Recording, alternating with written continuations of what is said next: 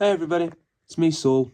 I'm back again. It's been a while, hasn't it? It's been a month, I think. And today we're doing another comparison thing between two different forms of Godzilla in the Monsterverse, Evolved and Fire Godzilla.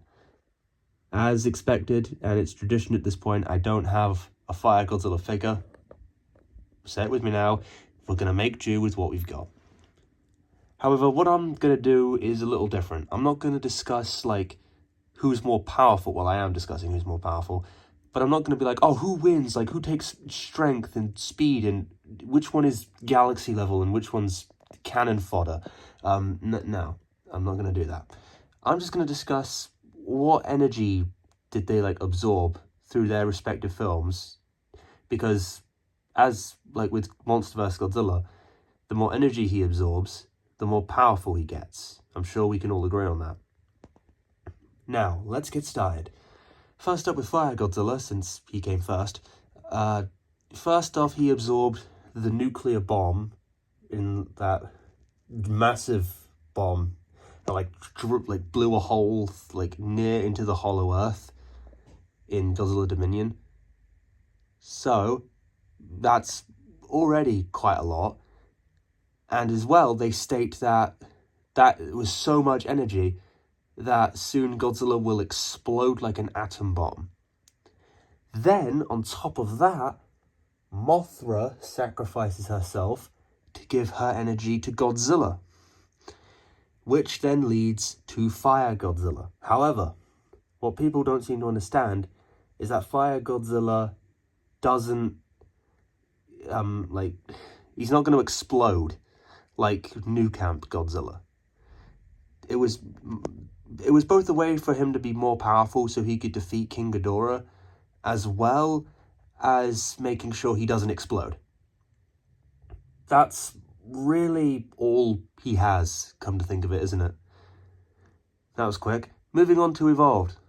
For starters, he beats Scylla at the beginning of GXK, and Scylla, thanks to Godzilla x Kong the Hunted, Scylla absorbed 30 nukes and 2 power plants, I believe. That is already a lot, and presumably Godzilla would have absorbed all that radiation after beating her effortlessly. Then, after that, he goes and absorbs all the energy in that French power plant, and then becomes, in my personal opinion at least, I think it's a blue version of the fire form. Now, the reason why it's not melting down any cities or whatever, like Fire Godzilla, is because it's not like a fusion of him and Mothra's energy. It's basically just his own energy. Or him and Scylla, I guess, if you want to go that route. But he's still technically a fire form because, one, look at the two of them side by side. Not here, but in the actual films. They look identical, just with different glowy colours. That is a blue version of the fire form. And two, that form was so hot that jets couldn't even fly close to that form. Couldn't even get anywhere close. Hence why I believe it's more powerful than the New Camp form. Then, after that, he goes and absorbs all of Tiamat's energy, which, once again, would be a lot. And then he goes into Tiamat's lair and then absorbs everything in there. It's said to be the largest stockpile of radiation on the planet. And then they state that he's absorbed everything in there and gained 20 times the amount of radiation. Now, here's the thing.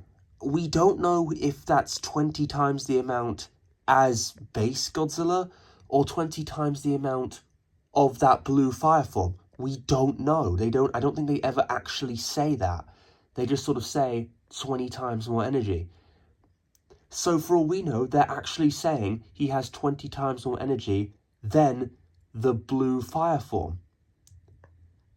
So we can already tell Evolved Godzilla definitely has a lot more energy that he's absorbed compared to the fire form.